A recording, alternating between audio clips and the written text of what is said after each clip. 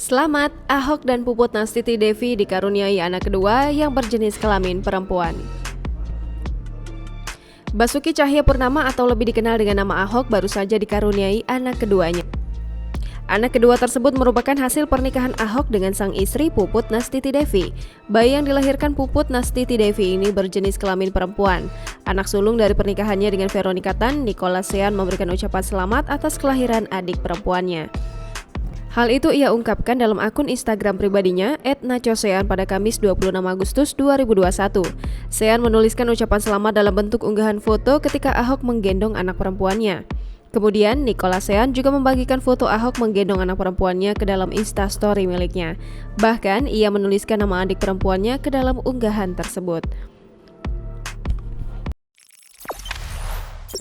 Jangan lupa subscribe, share, komen, dan like ya.